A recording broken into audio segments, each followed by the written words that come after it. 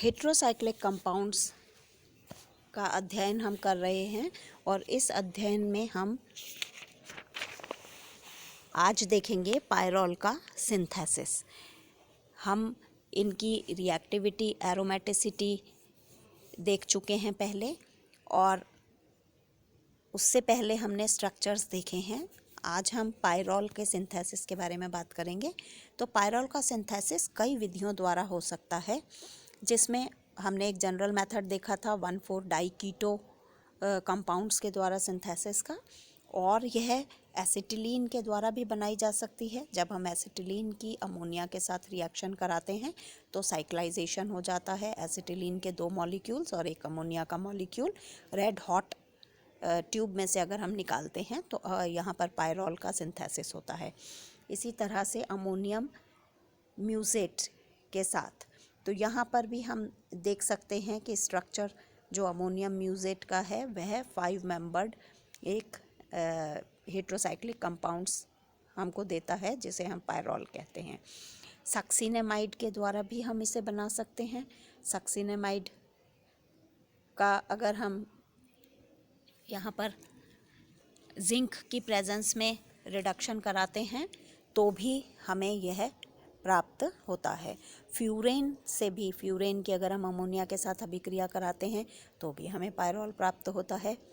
और जो हमने सबसे पहले जनरल मेथड देखा था उसको हम नेम रिएक्शन यहाँ पर देते हैं। अगर हम 1,4-डाइकीटो कंपाउंड के साथ अमोनिया की अभिक्रिया कराते हैं तो भी हमें पायरोल यहाँ पर प्राप्त होता है। तो यह एक नेम रिएक्शन है जिसे हम कहते हैं Paul-nor synthesis. Paul-nor synthesis ammonia की 1,4-डाइकीटो कंपाउंड के साथ की अभिक्रिया का नाम है।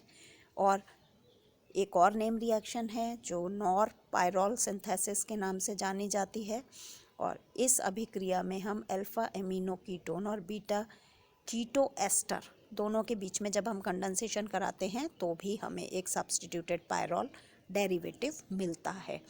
तो इस प्रकार से हम अलग अलग विधियों द्वारा पायरोल का सिंथेसिस कर सकते हैं।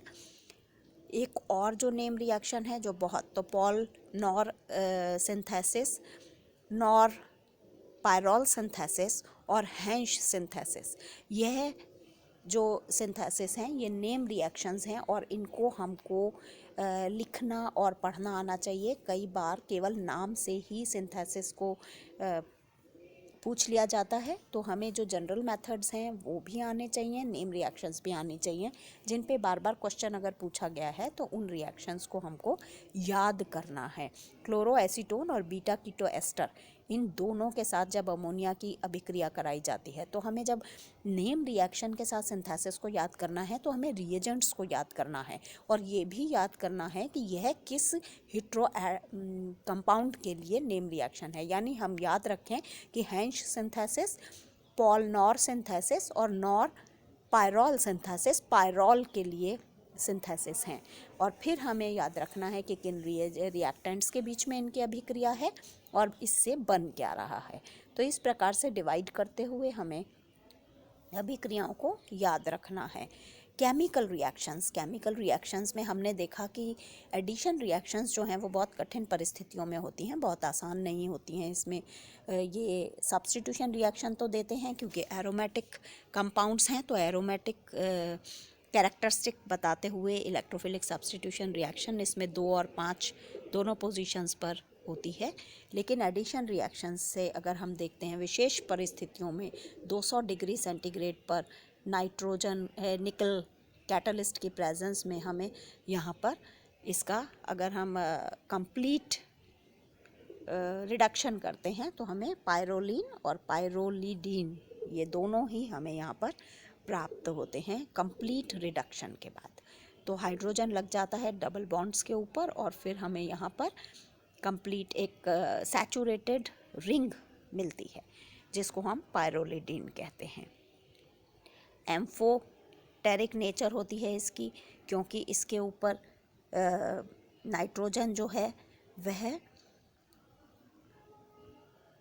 इसमें जो लोन पेयर उपस्थित है वह क्योंकि रिंग में पार्टिसिपेट करता है एरोमेटिसिटी के लिए, इसलिए यह बहुत अधिक बेसिक नेचर शो नहीं करता क्योंकि अवेलेबल नहीं होता बेसिसिटी शो करने के लिए, और ये इलेक्ट्रॉन डेफिशिएट की तरह से काम करता है। तो इसलिए इसके साथ में जो परमाणु है वह आसानी से प्रोटॉन के रूप में निकल सकता है। तो ये एसिडिक कैरेक्टर भी शो करता है, तो स्लाइटली ये एसिडिक कैरेक्टर भी शो करता है, और इसके ऊपर लोन पेयर है तो ये बेसिक भी होना चाहिए।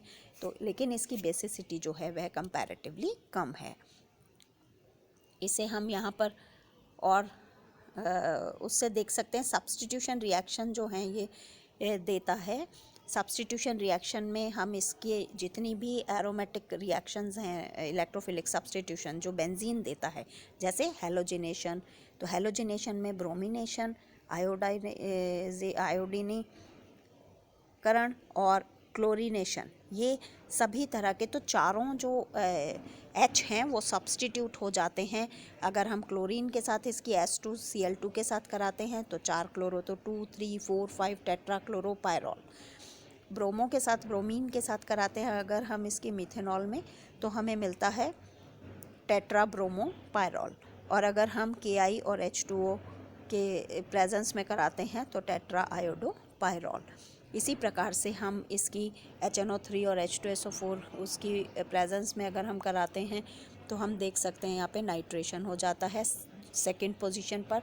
तो इसकी जो प्रॉन पोजीशन है जिसके ऊपर सब्स्टिट्यूशन होगा वह पोजीशन है 2 और 5। तो मैक्सिमम इसके अंदर सब्स्टिट्यूशन सबसे पहले प्रायोरिटी पे होगा अल्फा पोजीशन पर, और वह नाइट्रोजन से अल्फा पोजीशन जो है वह 2 सब्स्टिट्यूशन यहाँ पर हमें देगी। तो हम इसका सल्फोनेशन करा सकते हैं, नाइट्रेशन करा सकते हैं, फ्रीडल क्राफ्ट्स रिएक्शन करा सकते हैं। फिर इसकी जो नेम रिएक्शंस हैं, बहुत इम्पॉर्टेंट नेम रिएक्शंस हैं पायरोल की, वो हमें अच्छे से याद आनी चाहिए, करनी चाहिए। हमने कुछ तो पहले भी पढ़ी हैं। Kolbe reaction, Reimer Tiemann reaction, coupling reaction, Gattermann reaction और हॉबे-हॉश रिएक्शन। तो इन सभी के रिएजेंट और इनमें बनने वाले प्रोडक्ट्स, इस तरह से हम इसको याद रखेंगे। जैसे कोल्बे रिएक्शन जो है वो कार्बन डाइऑक्साइड और हाई टेम्परेचर पर होती है और इसमें एसिड बनता है। राइमर टीमन में हम जानते हैं क्लोरोफॉर्म के साथ, KOH के साथ अगर हम गर्म करते हैं तो एल्डिहाइडिक ग्रुप इसमें सेकेंड पोजीशन पर लगता है। कपलिंग रिएक्शन में यहाँ पर N double bond N azo group के साथ इसमें कपलिंग हो जाती है। राइमर गाटरमान रिएक्शन में HCN और HCl के साथ रिएक्शन होने पर एल्डिहाइडिक ग्रुप लगता है। तो हम देख सकते हैं राइमर टीमन और गाटरमान दोनों में ही एल्डिहाइडिक प्रोडक्ट हमें यहाँ पर प्राप्त होते हैं। इस तरह से जो नेम रिएक्शंस हैं पायरोल की हमको याद करनी है।